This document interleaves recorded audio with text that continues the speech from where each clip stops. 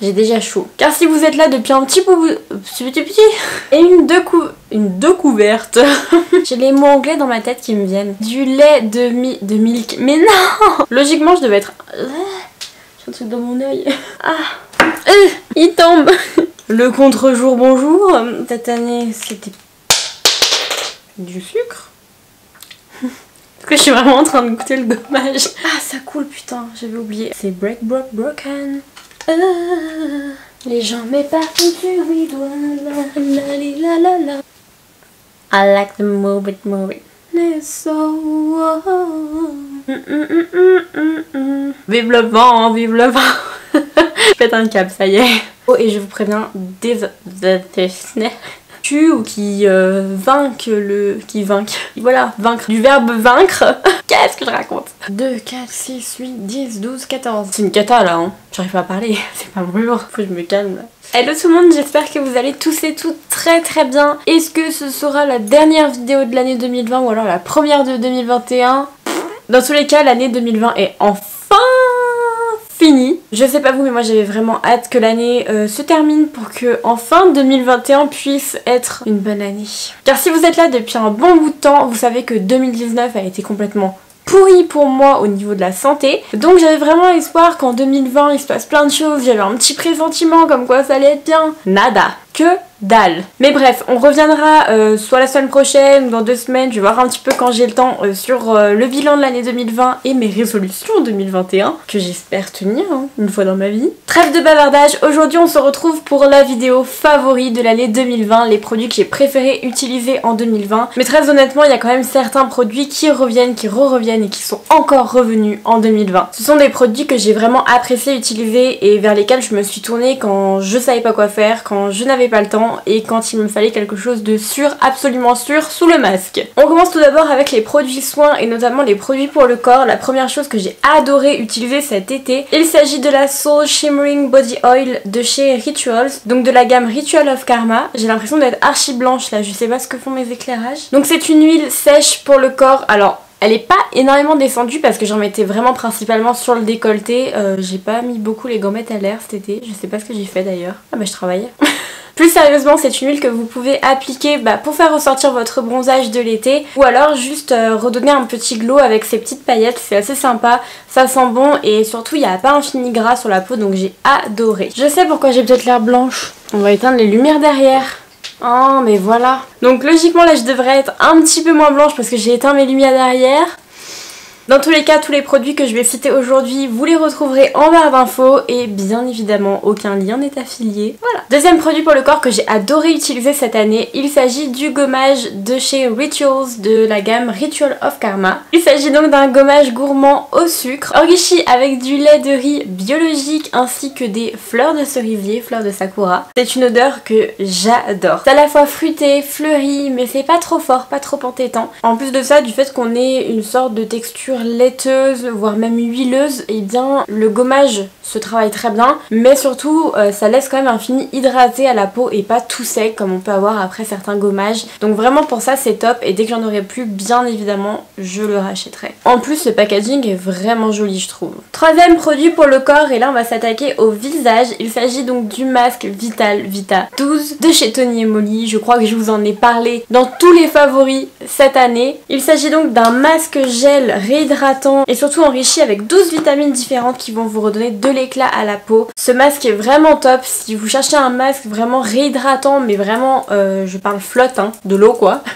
Je vous conseille à 100% ce masque, surtout que là vous en avez pour un bon moment parce que vous n'avez pas besoin d'en mettre trop. Et enfin dernier produit que je mets dans les favoris on va dire de décembre parce que c'est pas un produit sur lequel j'ai beaucoup de recul mais que j'ai beaucoup utilisé ces derniers temps. Il s'agit donc de l'huile démaquillante à l'extrait de rose de chez Nocibé. Il faut savoir que j'ai une peau qui est mixte à grasse, qui est assez capricieuse, assez sensible. C'est vrai que j'avais toujours eu peur d'utiliser des huiles démaquillantes jusqu'à les soldes de cet été où l'huile démaquillante justement celle-ci était en solde chez Nocibé et je me suis dit pourquoi pas tester. Je tiens quand même à vous dire que cette huile est restée de juillet à décembre dans mes tiroirs et là il y a environ 2 semaines je l'ai ressortie en me disant écoute de toute façon t'es en stage, t'es en chômage partiel du coup tu travailles pas les week-ends donc c'est peut-être l'occasion l'occasion de tester. Au pire, si ça fait une réaction bizarre, t'as le temps de te rattraper. Et je dois vous avouer que franchement, j'ai été hyper étonnée. Bon, alors, ça sent la rose, hein. On n'aime pas, mais ça sent pas non plus le parfum qui nous prend trop. Ça démaquille très bien, même le waterproof, pour le coup, ça démaquille super bien. Et du coup, c'est pas agressif pour les yeux, c'est pas agressif quand on a les lèvres toutes sèches. À voir sur le long terme, pour l'instant, ça m'a pas rendu ma peau moins belle ou plus grasse ou quoi que ce soit. Je reste quand même vigilante là-dessus, parce que c'est un produit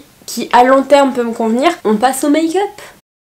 Du coup on passe directement au fond de teint. Là non plus j'ai pas non plus des fonds de teint qui m'ont émerveillée à ce point là, surtout qu'en plus avec les masques, alors là les pauvres chéris ça les met à épreuve. Mais si je devais en sélectionner un qui m'a vraiment surprise, c'est le Unexpected Paradise Waterproof Fluid Foundation, qui a en plus dedans un SPF, donc qui est de chez Kiko. Donc c'était un fond de teint que j'avais beaucoup apprécié parce que malgré le fait que j'aime les fortes couvrances, bon déjà l'odeur est incroyable, ce fond de teint là en fait camoufle ce qu'il y a à camoufler, mais pourtant laisse les petites imperfections en transparence. Et en fait, il laisse vraiment un fini imperceptible et c'est ce que j'ai vraiment apprécié pour cet été. Donc ce que je faisais, c'est que quand j'avais besoin de plus de couvrance, je le mélangeais avec un autre. Mais franchement, il avait un trop beau rendu. Je l'ai énormément porté pour le travail cet été ou alors pour aller à la salle de sport. S'il vous plaît, ouvrez-moi les salles de sport.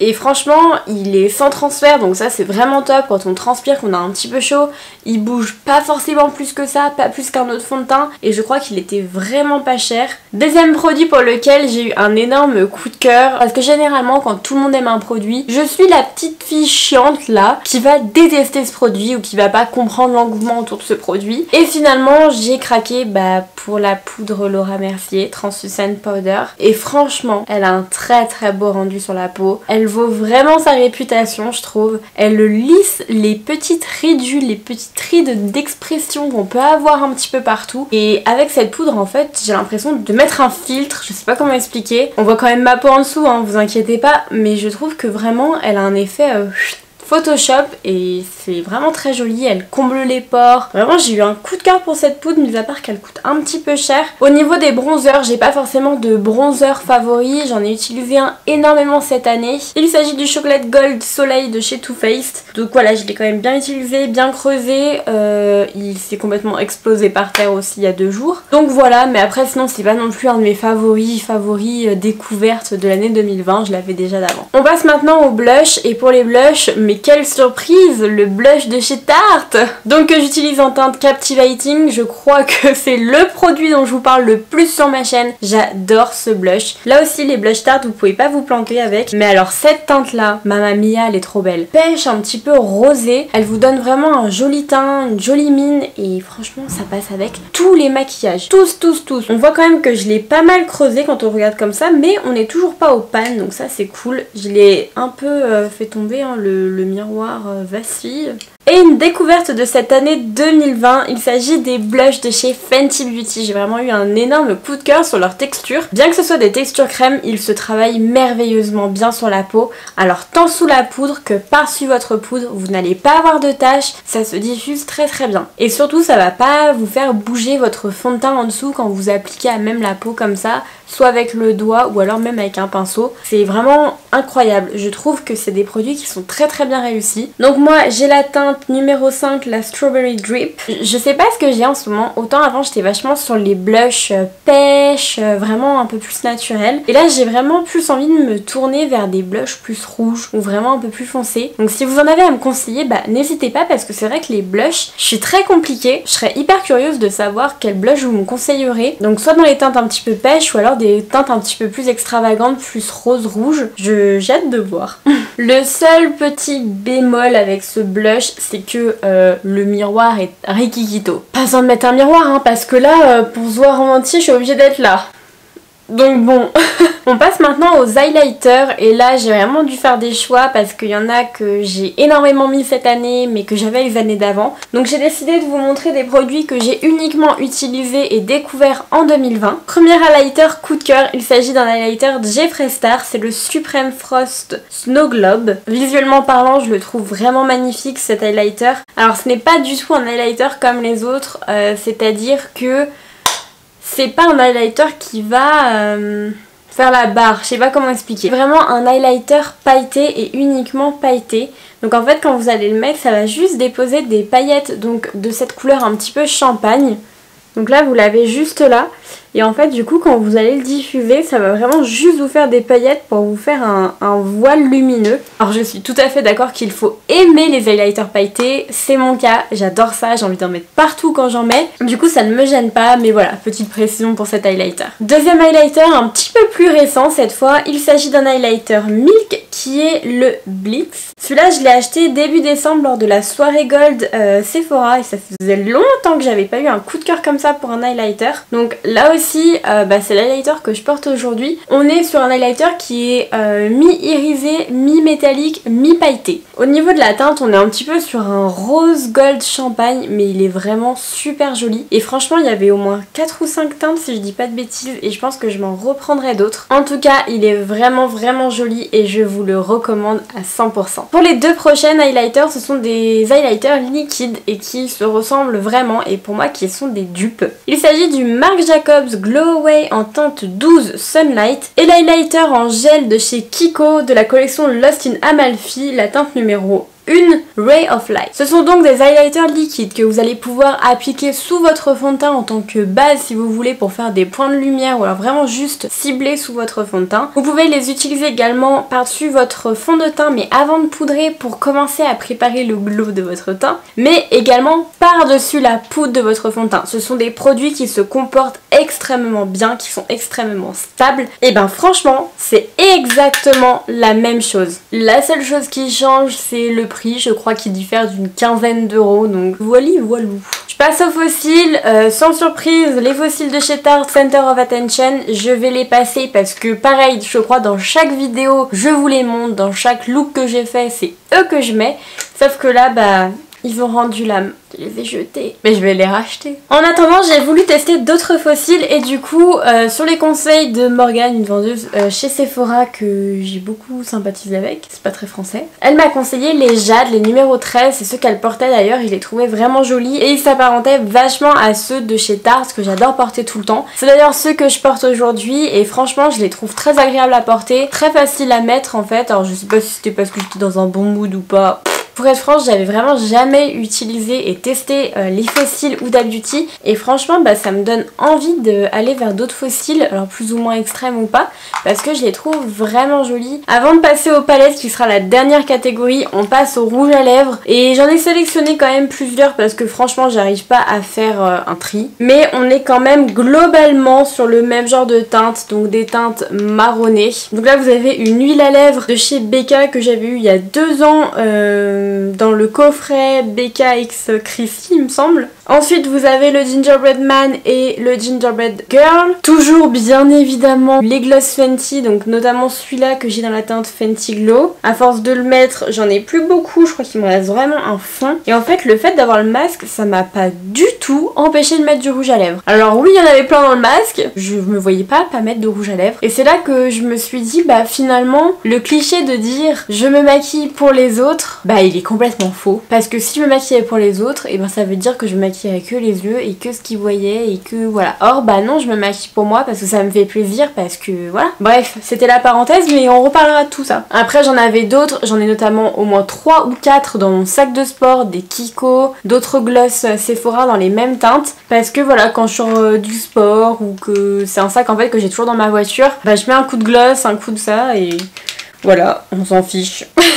Bon, on va pas trop diverger, mais cet été j'ai eu un problème avec les couleurs pêche. J'ai adoré ça et j'ai utilisé que ça. Donc il s'agit d'un Peachy Cream dans la teinte Undercover Lover et c'est vraiment le pêche parfait. Il est vraiment super joli et je suis amoureuse de cette odeur. Je crois que je ne m'en passerai pas. Et j'ai adoré un gloss donc qui est sorti cet été, donc dans la gamme des gloss de chez Sephora. Il s'agit de la teinte numéro 10 Wild et en fait c'est un gloss duochrome. Il est transparent transparent et en fait vous avez des petites nacres violettes et roses dedans. Il est somptueux, magnifique. Au niveau de la texture, ces gloss-là ne sont absolument pas collants, ils sont jolis, je trouve qu'ils tiennent même plutôt bien pour des gloss. Et surtout ce qui est pratique c'est qu'on peut les mettre soit tout seul, soit alors par-dessus un rouge à lèvres pour vraiment donner une autre dimension à son rouge à lèvres en dessous. Et c'est vraiment génial. Et ces gloss-là ont une texture un petit peu plus collante que ceux qu'ils ont sortis juste avant qui étaient un petit peu mentholés et repulpeurs. Du coup en fait je me suis dit bah pourquoi pas les utiliser en gloss mais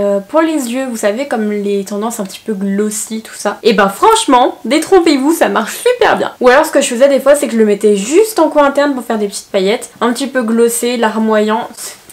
C'est trop beau. Au niveau mascara cette année, bien que c'était mal parti avec lui, je me suis réconciliée et j'ai appris à beaucoup l'aimer. Il s'agit du Size Up de chez Sephora qui a quand même fait beaucoup parler de lui, on l'avoue. Un petit peu comme tous les mascaras en général, quand on les utilise dès leur ouverture, c'est pas là qu'ils dévoilent vraiment ce qu'ils valent, mais c'est plutôt quand on les laisse un petit peu sécher. Alors là, le mien est complètement sec, il faudra que je le rachète, car oui, je compte le racheter. Mais alors franchement, quand il a commencé un petit peu à sécher et à s'épaissir, c'était trop beau. Il a donné un volume à mes cils que j'avais quasiment jamais vu, pour vous dire au point de limite arriver au même stade que le Better Than Sex de Too Faced. Il est bien noir. La petite chose qui me dérange, et encore je chipote en disant ça, c'est qu'il ne donne pas trop de longueur. Alors je sais que c'est pas du tout un mascara qui est fait pour ça, qui est vraiment plutôt axé sur le volume et pas sur la longueur. Et ça ne me dérange pas trop parce que mes cils sont assez longs de base, mais quand j'ai vraiment envie d'un effet long et volumineux, bah du coup ça me manque un petit peu.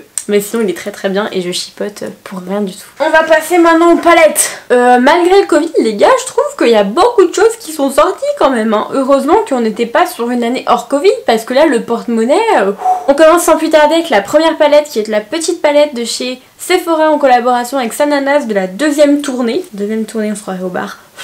Une palette que j'utilise au moins une fois par semaine. C'est clairement cette palette que j'utilise quand je ne sais pas quoi faire, que j'ai envie de faire quelque chose de rapide, de joli et que ça va fonctionner tout de suite, pas besoin de passer 15 ans à estomper les fards, tout match ensemble. Donc c'est vrai que c'est une palette pas prise de tête et que j'emmène partout avec moi, tout le temps. Deuxième palette où on retrouve un petit peu les mêmes tons et vraiment celui-là c'est un de mes plus gros coups de cœur de cette année. Il s'agit de la Kaki Haze de chez Huda Beauty et on est encore, comme son nom l'indique, sur des teintes kaki, dorées, marronnées, des teintes que j'adore qui ressemblent d'ailleurs à la palette de Sananas. Donc si vous voulez vous mettre la main sur une palette qui ressemble, eh bien je vous conseille celle-ci. De toute façon les fards Huda Beauty on les connaît, c'est pas non plus les plus pigmentés mais ils sont très bien à travailler, très faciles, donc je vous la recommande aussi très fortement.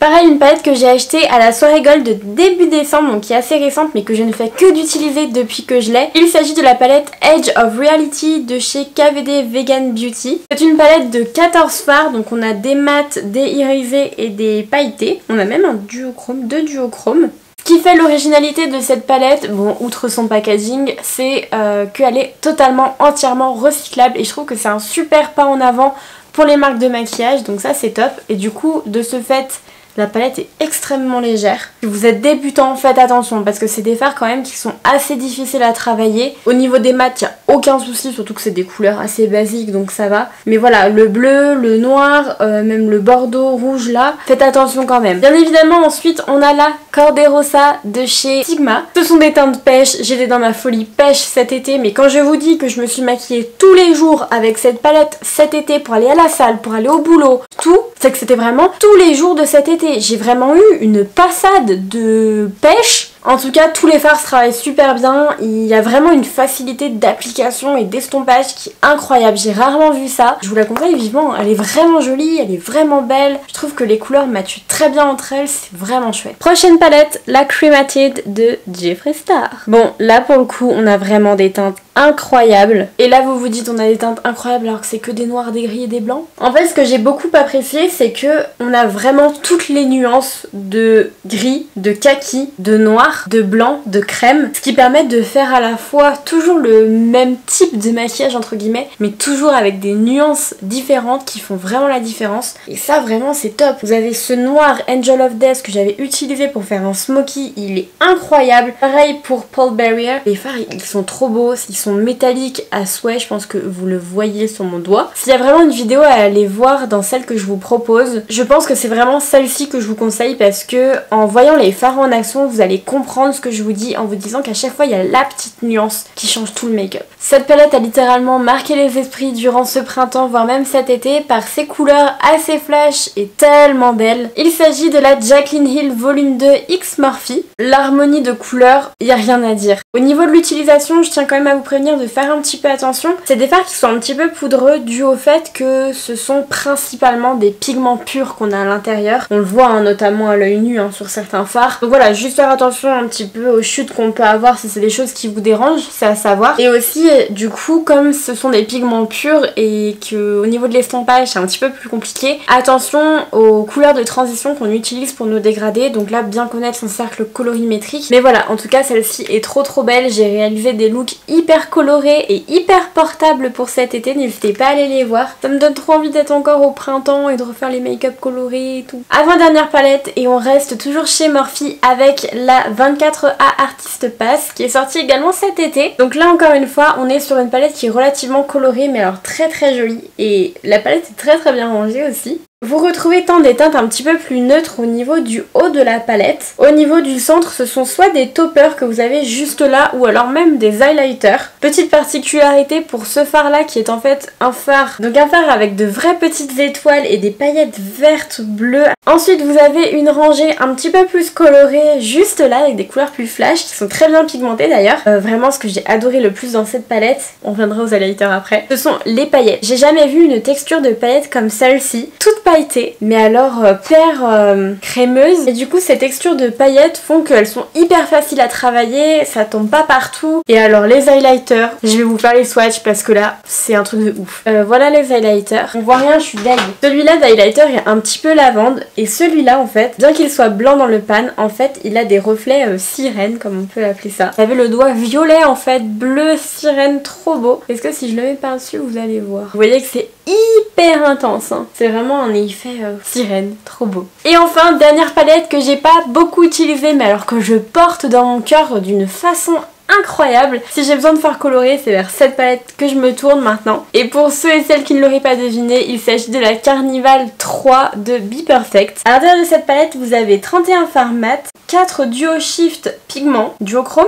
Ensuite, vous avez 3 métalliques et 2 fards complètement pailletés. Je pense qu'on sera tous d'accord pour le dire, cette palette est extrêmement bien rangée. On a toutes les teintes chaudes, rouge, rose, violet de ce côté. On a quand même des rangées de transition avec des marronnés, orangés, voire rougeâtres au centre. Et ensuite, on passe sur des couleurs un petit peu plus froides, donc vert, bleu. Je trouve qu'on a vraiment l'arc-en-ciel et qu'il est extrêmement bien rangé. Je sais pas vous, mais moi en la voyant cette palette, je la trouve vraiment très inspirante. Je la trouve incroyable cette palette. J'ai pas fait de vidéo dessus mais je pense qu'elle mériterait. On en a enfin fini pour cette vidéo, j'espère qu'elle vous aura plu. Moi je vous retrouve l'année prochaine. N'hésitez pas à me dire en commentaire quels ont été vos favoris de cette année, ce que vous me conseillez d'essayer de tester. Et en attendant la prochaine vidéo, je vous fais de très gros bisous. Prenez bien soin de vous. À l'année prochaine.